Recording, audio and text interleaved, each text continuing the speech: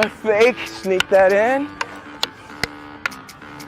Now from here I can start to bridge into the puño Sumbrada.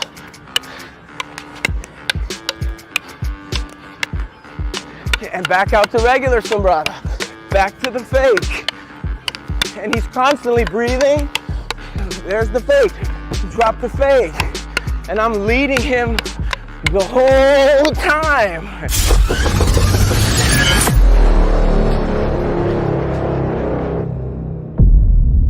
What's up everybody, Sifu Singh. I want to share with you an amazing drill that's going to help you with your line familiarization, your timing, your reflexes, and your responses. And most importantly, when we train, the secret of functional and fundamentals is fun. You gotta have fun, you gotta connect with your partner, and what I wanna share with you is a fight and flow drill in a drill that you've many times seen, which is Sumbrada. So I'm gonna share with you the form of Sumbrada basically, and then start teaching you how to insert it and break the pattern so that you can start to have more realistic live movements that allow people to shift and change, but then come back into a flow. The awesome thing about flow drills is that we do a flow and we have a shell and we go in and out of the flow, add disruptions, break the rhythm, change the timing so that we both are forced to do different creative things, but at the same time come back to the center of the drill. That's the most important thing, because when you're in a fight, you have to continue to keep coming back to center. You can't get taken off to one side or another. It keeps you focused, keeps you in the moment, keeps you connected with your partner. Let's check it out. Coach Brian. So the basic Sumbrada drill, really slowly, he's going to look like this.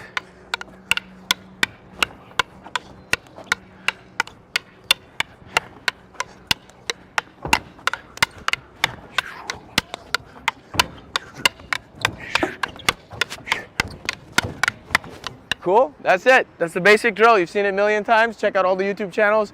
Everybody's got it. But I want to help you add something a little extra to it. The next step once you have the shell is what you notice in this is it's stick hand, stick hand, stick hand, stick hand, stick hand, stick hand, stick hand, stick hand, stick hand. This is the only one. Reach it. Hand stick. When we go to the wing, so in the whole pattern, all of it is stick hand, except the wing is hand stick. But what I want to do is break the pattern by disrupting it by adding my hand before the stick at times, and that changes the angle. Let's take a look. Stick hand, stick hand, stick hand, stick hand, stick hand, stick hand, hand stick, hand stick, stick hand, stick hand, stick hand, stick hand, hand stick, hand stick. Okay, this is starting to change the rhythm of the pattern that I want you to see. Oh, I jumped to faking. We're gonna add that next, okay? So once we have it of stick hand, hand stick, and changing that rhythm, the next piece I want to add to it is start adding faking and feinting the different lines, okay? So here's one of the first ones. So as I'm going through the pattern, I fake the one, go to the two. So he has to pick up that and come here, and then he comes right back into the pattern. Now I fake the four, come to the one. We come back into the pattern. I fake the five, come back to the five. Okay, relax. And my whole job is to get him a little disrupted. Okay, so I have to give my energy. So give me a five, for example, and then come back with a five. Fake the five and come back with a five. Okay, so I'm gonna come to you. Fake the five, come back with the five. All right, now I fake the one, come back with the two. Fake the five, come back with the five. Fake the four, come back with the one. Hand stick, stick hand, stick hand. Fake the thrust, come to the other side. Fake high, come to the other side. Now when I fake high, boom, bang. That's a moment for me to add a kick, okay? The next thing I can also do over here as I'm flowing, I can start to see where can I add my low line kicking. All right, very important for coordination. Bang. Come to the other side. Fake this, come to the other side. Now, the key is once you do it, the important thing is that you have to be breathing and you have to be flowing. That means I have to connect to my partner. If he's getting too jumpy, then it's going too fast. So, and if he's too comfortable, it's going too slow. So we have to find that perfect balance between difficulty of the skill and the pressure that it's under. All right? So here, I flow, I thrust and come to the other side. I fake, sneak that in. Now from here, I can start to bridge into the puño Sumbrada.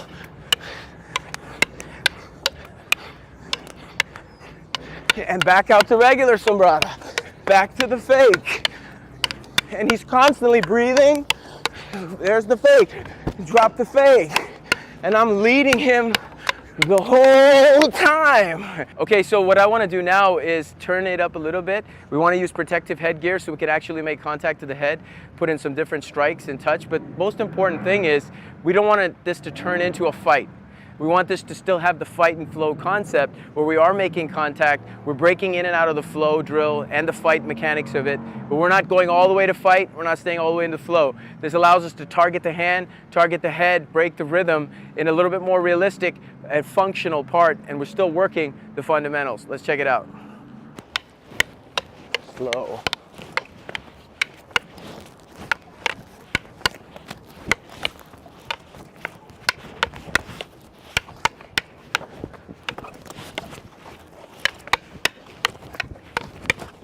Hand. Get that hand up. Let's do it again. There you go.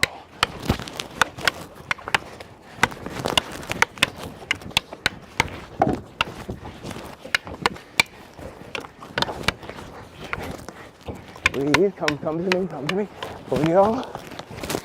Then go puño, and I'm taking the trap. There you go. There you go. That's it. Good. Pick it up. That's it, B. You're doing it. Come on. Don't let your feet die. This is the best one.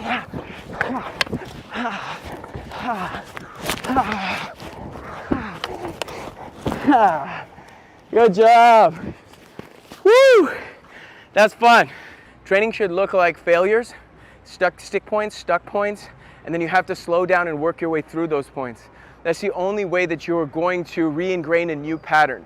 Because the biggest issue what ends up happening is we go, we get tense, we hold our breath, we lose our relaxation. And I mean, these are the real fight fundamentals that we need to understand, not only in our stick fighting, but in our entire life. I want to progressively create tension through turning up the dial on various levels of chaos. That's changing the range. That's changing the faking and the feigning. That's changing the speed, okay? All these things are very important. But most importantly, I got to make sure that he's not freaking out, that I'm taking him up and I'm also bringing him back. Because the skill that we truly have to master is the skill of coming back once we've freaked out. Once you've lost your center, how quickly can you come back to center? That's the point of flow drills. So you add the fight and you come back to the flow. Add the fight, come back to flow. Otherwise, you're just fighting and you're not going to build your skill. If you're just flowing and not breaking the pattern, you're going to get bored and you're also not going to build the skill. It's an important thing.